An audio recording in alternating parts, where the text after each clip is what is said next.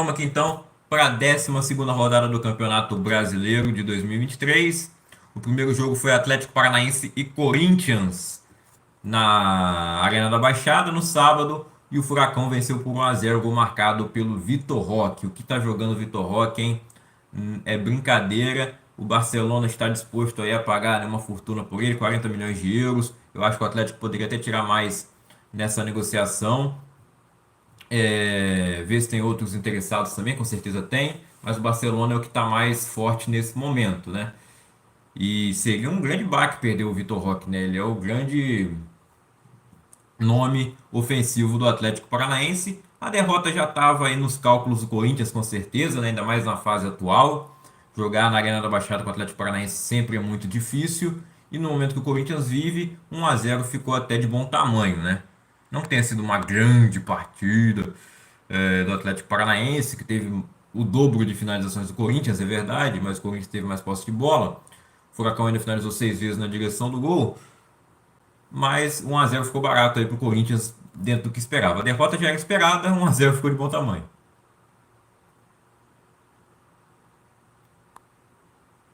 E o Atlético Paranaense ainda sem o treinador definitivo, né? Depois da saída do Paulo Turra, ele perdeu para o São Paulo na rodada passada e agora vence o Corinthians, né?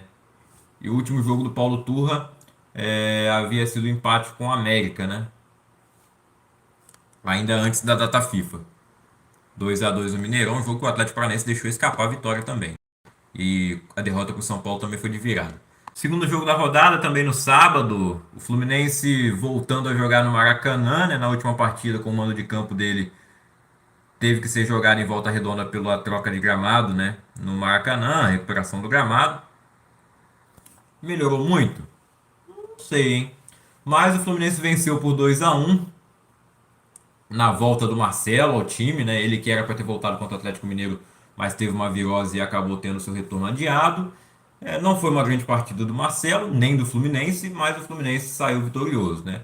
Começou o jogo perdendo, o Vinícius Mingotti abriu o placar para o Bahia aos 28 minutos.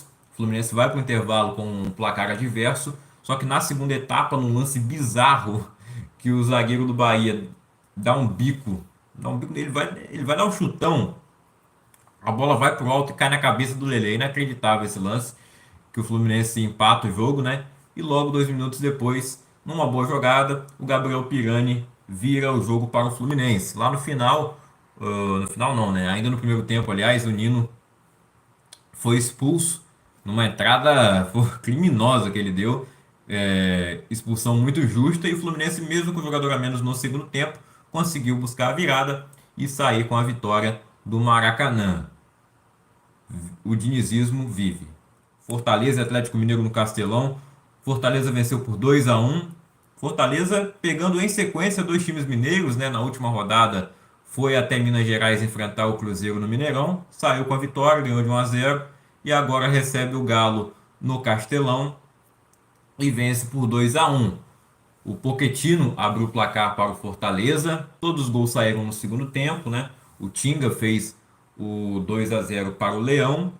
O Allan Kardec, que acaba de voltar de lesão, inclusive o ataque do Galo estava muito desfalcado, né, recentemente, e um dos atacantes voltou, que foi o Allan Kardec, e marcou um gol ali num lance que o Edenilson tenta chutar pro gol, mas acaba dando assistência pro Allan Kardec marcar o gol, né? Ele vai lá e confirma, senão não ia ser gol.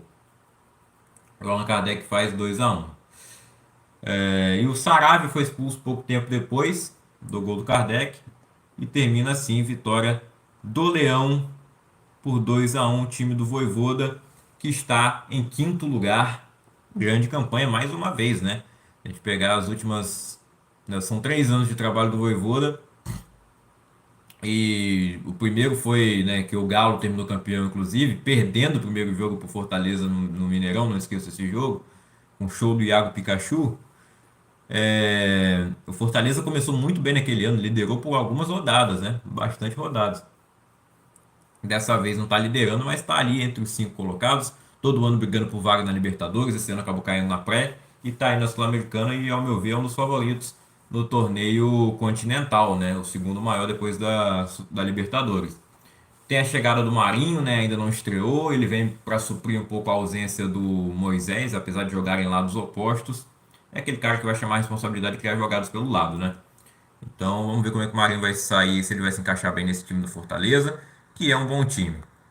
E o Atlético Mineiro com o Filipão ainda não conseguiu vencer, né? Ele estreou contra o Fluminense, embora ele parecesse mais um auxiliar do que o treinador, né? Ele não estava ainda inteiramente comandando o Galo contra o Fluminense, agora ele já estava. E né, um empate, uma derrota nos dois primeiros jogos do Filipão. Ainda não jogou em casa também, né? Vamos dar esse desconto. Contra dois times que são times difíceis de se enfrentar, né? Tanto Fortaleza quanto Fluminense.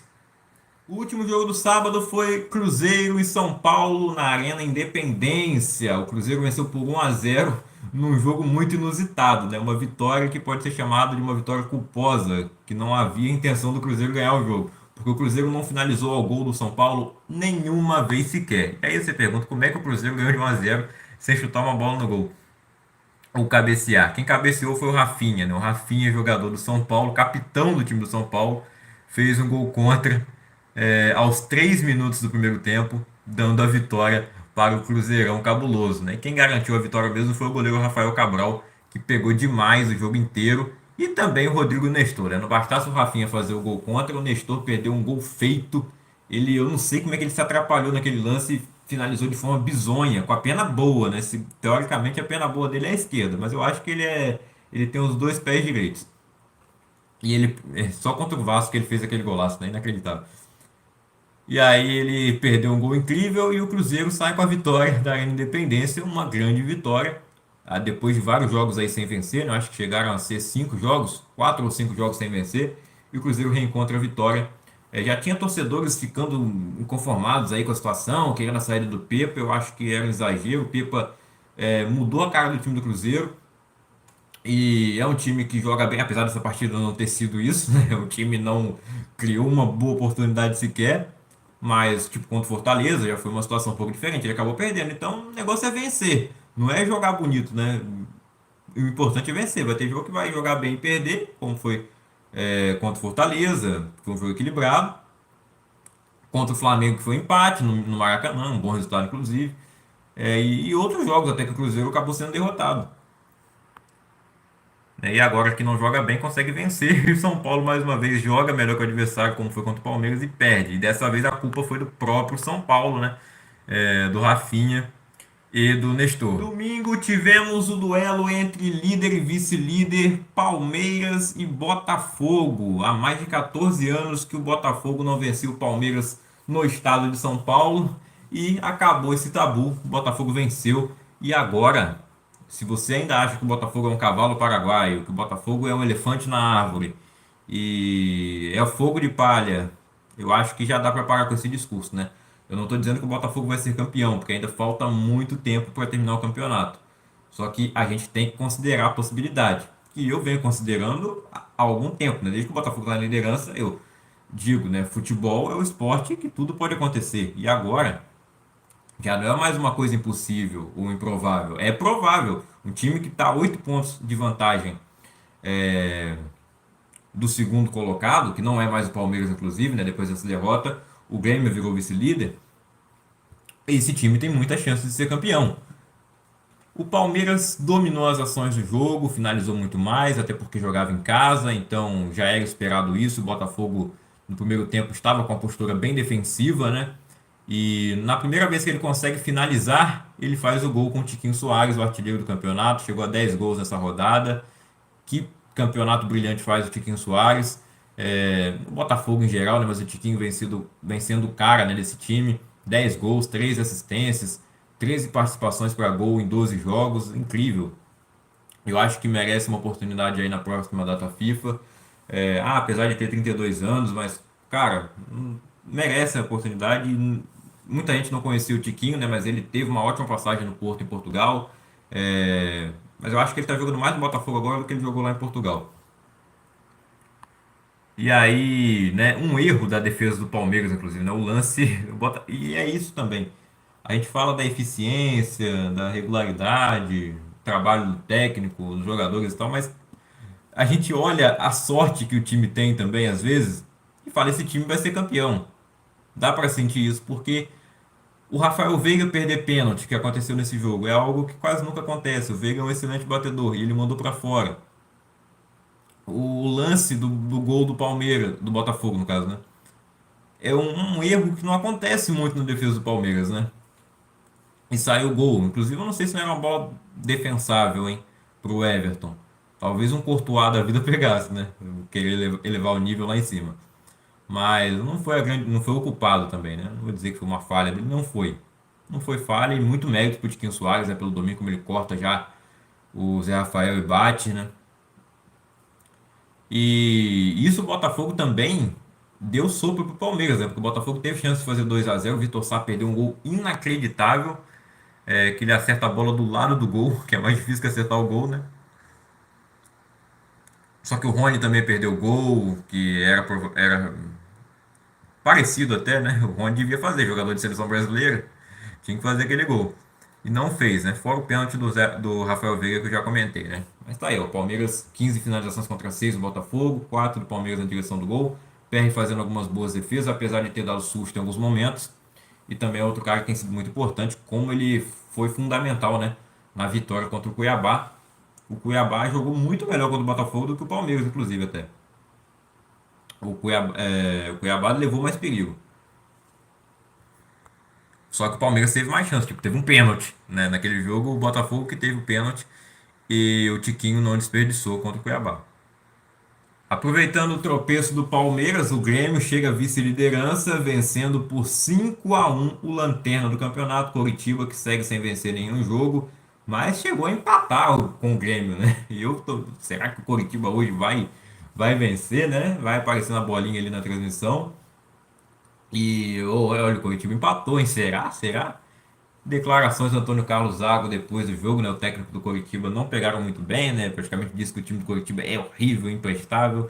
Eu não acho que o elenco do Coritiba seja pior que o do Goiás, por exemplo. Mas é inacreditável como as coisas não dão certo no Coritiba. Eu acho que o elenco do Coritiba é melhor do que o do Goiás. Só que não é elenco que ganha, né? Eu não sei o que acontece no Coritiba. Vai ter a venda da SAF aí agora. Será que vai dar jeito? Eu não sei, né? A SAF que vai ser mais cara do que a do Vasco, do Cruzeiro e do Botafogo. É mais de 1 bilhão aí a SAF do Coritiba, 1,5 bilhão. Mas tá aí, o Grêmio abre o placar aos 34 minutos com o Cristaldo de pênalti, né? Se tornou o batedor oficial. O Soares, depois de perder vários, né? O Cristaldo foi efetivado como o batedor principal do Grêmio. O Aleph Manga foi lá e empatou o jogo para o Coritiba. O Aleph Manga que teve lá o escândalo das apostas. O Coritiba queria negociar, mas ele é o principal jogador do Coritiba. É ele que marca os gols do time. O Vila Sante fez 2-1, o Bitelo 3-1. O Soares marcou um belo gol que foi o quarto. E depois o André marca o seu primeiro gol como profissional pelo Grêmio, né? 5-1, grande atuação do time do Grêmio, que chega à vice-liderança. Muitos não dão valor aí ao Renato Gaúcho, porque é um técnico brasileiro, muita gente não gosta dele porque ele é arrogante e tal. Eu gosto do jeito do Renato Gaúcho, é um personagem bem legal pro futebol.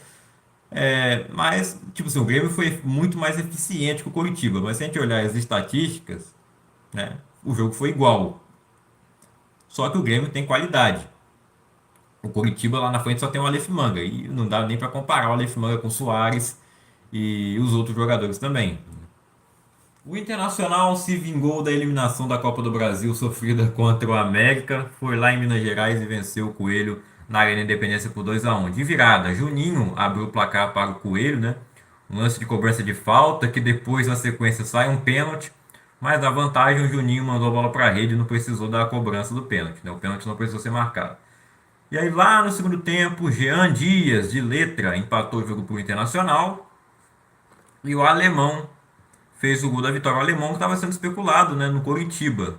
E ele marca o gol da vitória do Inter contra o América Mineiro. Então, o Mano Menezes conquista mais uma vitória com o Colorado. O América teve mais finalizações, o Inter mais posse de bola, mas venceu o time mais qualificado, apesar de ter sido eliminado na Copa do Brasil. Santos e Flamengo protagonizaram mais um grande jogo, né? Sempre que Santos e Flamengo jogam é um jogaço. Dessa vez não foi não, né? O placar engana. Se você olhar só o placar, pô, 3-2 deve ter sido um jogo legal. Acho que não foi, né? E o Flamengo jogando mal consegue vencer o Santos. Não tá muito difícil ganhar do Santos, né? O Santos ainda conseguiu fazer 2 gols no Flamengo, coisa que não conseguiu fazer no Corinthians. Mas agora já sem o Odair Helman também, né? Estreia do Paulo Turra, entre aspas, não estava comandando o time, né? É... Igual a situação do Filipão lá no primeiro jogo contra o Fluminense. E o Flamengo sai na frente com o gol do Everton Cebolinha aos 22 minutos. O Mendonça empata, né? Num bom contra-ataque do Santos com assistência do Soteldo para o Mendonça. O Everton Ribeiro bota o Flamengo na frente de novo com 5 minutos do segundo tempo. Com 7, Rodrigo Fernandes empata para o Santos. E aí, depois, o Pulgar, né? Faz o gol da vitória do Flamengo, 3-2. E foi isso. Não foi uma grande atuação. O Santos até termina com mais finalizações, inclusive, do que o Flamengo. A posse de bola foi muito maior para o time do Sampaoli. Que vai ter agora um reforço do Alan no meio-campo, né? Do Alan. E acho que ele vai barrar o Thiago Maia, que vem jogando muito mal. O Gerson virou um jogador bem mais ofensivo agora com o São Paulo, né? Como ele jogava também lá no Olympique de Marseille.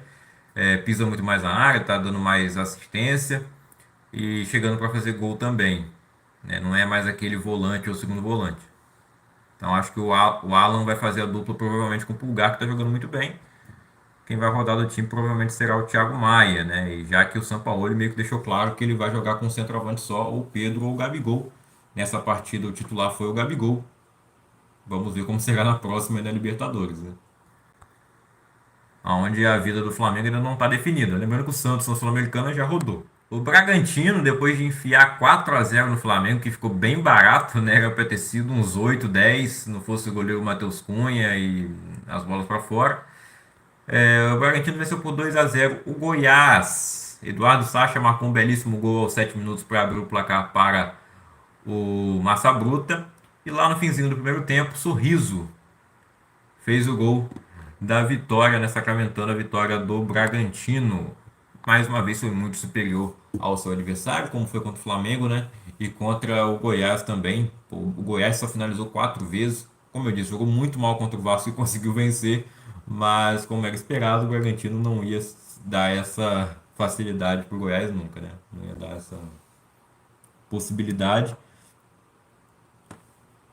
Ficou barato também, né? O 2-0. Tipo, não foi tanta chance quanto contra o Flamengo. Podia ser um 4-0 de novo, um 5-0. Mas tem Tadeu lá para salvar o Goiás. E por fim, Vasco e Cuiabá, a segunda vez, segunda não, terceira, né? Terceira vez que esses dois times se enfrentam. Eles se enfrentaram na Copa do Brasil em 2015. Um jogo foi 1-1, o outro foi 0-0. E tinha gol fora de casa, o Vasco passou. Então o Vasco venceu por 1-0 hoje, primeira vez que eles se enfrentam no Campeonato Brasileiro, né? Que quando o Cuiabá subiu ali em 2020, o Vasco foi rebaixado, o Cuiabá nunca mais desceu e o Vasco ainda demorou mais um ano para subir.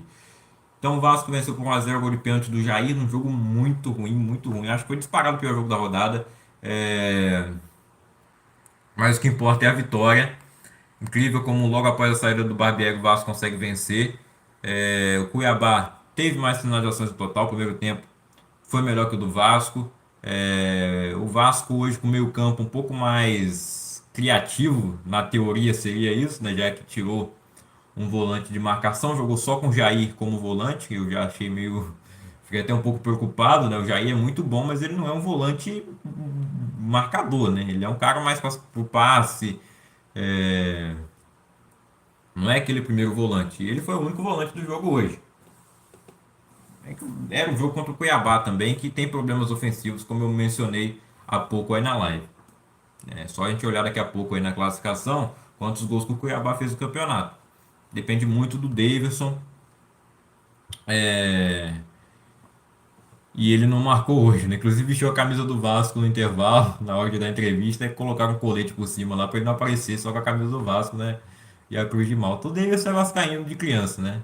E quando era criança ele era vascaíno. Inclusive eu gostaria que ele tivesse vindo jogar no Vasco depois que saiu do Palmeiras, mas infelizmente não veio, né? Quem sabe ainda possa vir. Então, o Vasco finalizou só 2 vezes na direção do gol. Nenhuma levou muito perigo, né? O Walter fez 2 defesas tranquilas. E o pênalti, o Jair bateu de forma perfeita, indefensável para o goleiro Walter, que é muito bom, mas essa não dava para pegar. Então o Vasco no comando do técnico William, que é o interino, né? Ele teve o auxílio do Barbieri. Meu Deus, sai fora, Barbieri. Ele teve auxílio do Abel Braga, né? Nos treinamentos. Eu achei até que o Abel ia ficar no banco junto com ele, mas não ficou. E gostei da ousadia na escalação. O Vasco não teve o Pedro Raul por desfalque, né? Lesão. Mas eu gostei da ousadia ali no meio campo, colocar o Figueiredo novamente como atacante, embora eu queria ver ele mais centralizado, né? Eu acho que o Ryan talvez até caísse um pouco melhor pela ponta, não sei. E o Ryan foi o melhor jogador do Vasco no primeiro tempo, né? O garoto é muito bom, tem talento, tem, né? Tem coragem, chama a responsabilidade. E eu não teria substituído ele no segundo tempo como o William fez. Mas é isso, vamos aguardar agora para ver quem é que vai treinar o Vasco. Eu não entendi por que o técnico do Cuiabá, Antônio Oliveira, falou que, né, tem uma aspa dele aí que saiu agora há pouco, que ele disse que queria ver se fosse pro Flamengo, se vocês dariam esse pênalti, né? Se a arbitragem daria aquele pênalti se fosse pro Flamengo. Foi pênalti, né? O pisão no Figueiredo. Foi sem querer? Foi sem querer, mas só na regra que é pênalti, é pênalti. O Vasco deu sorte também. Agora, claro que eles dariam pênalti pro Flamengo. Eu até comentei lá na postagem, se pro Cuiabá, talvez não dessem. Mas o correto era dar, né? Tá ficando meio estranho esse papo, né? Lá ele. Vamos pra classificação. A situação do Vasco não mudou muito na classificação, não. E nem a do Botafogo. Aliás, o Botafogo mudou para melhor. Ele está mais confortável agora, 8 pontos de vantagem para o segundo colocado, que é o Grêmio. O Botafogo tem 30 pontos na liderança, 10 vitórias, nenhum empate e 2 derrotas apenas. 20 gols marcados e 7 gols sofridos, a melhor defesa do campeonato. O terceiro melhor ataque. O melhor ataque é do Flamengo, terceiro colocado. O Grêmio é o segundo colocado com 23 pontos. Tem 7 vitórias, 2 empates, 3 derrotas, 22 gols marcados e 17 gols sofridos. A defesa do Grêmio não é muito confiável, do Flamengo também não, né? O Flamengo marcou 24 gols, sofreu 17, o Flamengo tem 22 pontos, a mesma pontuação do Palmeiras, é, que tem um ataque com o mesmo número de gols do Grêmio, né? E a segunda melhor defesa só atrás do Botafogo. O Fluminense tem 21 pontos na quinta posição. O Internacional tem 20, assim como o Bragantino e Fortaleza. O Atlético Paranaense e o Atlético Mineiro tem 19. O São Paulo tem 18 pontos. O Cruzeiro tem 17. O Santos tem 13, em 13º lugar. O Bahia, o Corinthians e o Cuiabá tem 12. E lá na zona de rebaixamento tem o Goiás com 11 pontos. O Vasco com 9. Finalmente conseguiu sua segunda vitória no campeonato. O América Mineiro é o vice-lanterna agora com 8 pontos. E o Coritiba, que ainda não venceu, é o lanterninha com 4 pontos. São 4 empates aí onde ele conseguiu somar os seus pontinhos, né? 8 derrotas e 9 gols marcados, 26 gols sofridos. Não é a pior defesa do campeonato, a pior defesa é do América, 27 gols sofridos. A segunda pior é a do Coritiba com 26. E aí tem ali o Vasco e o Goiás, né? Dividindo. Como eu falei da questão do ataque, o Cuiabá e o Coritiba têm os piores ataques do campeonato, 9 gols marcados apenas. Dependendo muito dos seus centroavantes, o Cuiabá com o Davidson e o Coritiba com o Aleph Manga. Aí os artilheiros estão no campeonato. O Tiquinho Soares do Botafogo tem 10 gols. O Vitor Roque do Atlético Paranaense tem 6, o Hulk do Galo 5, o Roger Guedes 5 e o Eduardo Sacha do Bragantino 5 também. Nas assistências, o Gerson está liderando com 6, né? Estava comentando agora há pouco sobre essa proximidade do Gerson, né? Jogando mais ofensivamente, dando mais passes diretos pro gol, né? Antigamente ele não dava passe final, agora ele está dando mais passe final como ele está jogando mais para frente no time do São Paulo. O Lucas Evangelista é o segundo com 4 assistências, o Alex Teixeira tem 3, o Bruno Pacheco também, o Eduardo do Botafogo, o Dudu e vários outros jogadores, dentre eles Chiquinho Soares.